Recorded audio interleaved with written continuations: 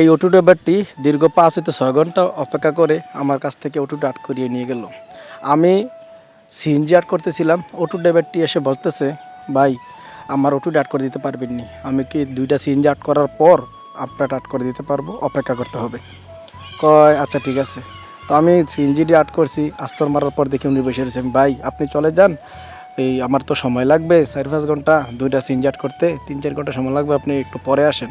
কয় না ভাই সমস্যা নেই, আমি আপনার কাজগুলো দেখি, তারপর আমি কাজ করিয়ে নিয়ে যাব।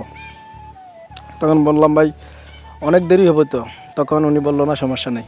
তো সমস্যা নয়, বৈশা থেকে একটি লোক 11টা থেকে প্রায় বিকাল 5টার উপরে, প্রায় 6টার পর উনি সিরিয়াল পাইছে কাজটা করার জন্য।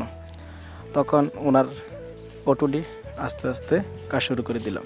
সাইডে দিয়ে লতা ফুলের কাজ চলছে, লতা ফুলটি প্রথম আস্তর কাজ চলতেছে, আস্তে আস্তে কাজ এগিয়ে যাবে।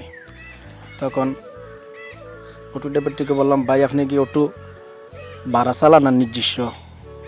কয় না ভাই নিজস্ব না, অটো ভাড়া মালিকানা। তো আপনি যা সারাদিন বসে রইলেন, আপনার রুশ ডানা মায়ের। কয় না ভাই আমি অনেক দিন ধরে ঘুরতেছি, অটো আট করামো, তখন মানুষ পাচ্ছি না, যখন আপনাকে দেখলাম তো আমি বসে গেলাম, কাজ করে নিয়ে যাবো। পরে আসতেন, না আরেকজন কাজ করতে আসছে, কাজ শেষ করে চলে গেছে, আমার অটো আট করে দেয় নাই। তো সেই জন্য আজ বসে রইলাম, আপনি যতক্ষণ আছেন ততক্ষণ আমি আছি, অটো আট করে দিয়ে যাবেন। তখন উনি ওনার মালিককে ফোন দেন না, ওনার মালিকের নামটা, মেয়ের নাম ছেলের নাম দিল, দেওয়ার পর কাজটি আমি আস্তে আস্তে শুরু করে দিলাম।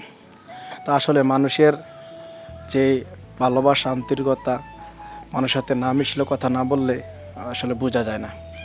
তো সর্বশেষ বাইরের কাজটি করেই দিলাম।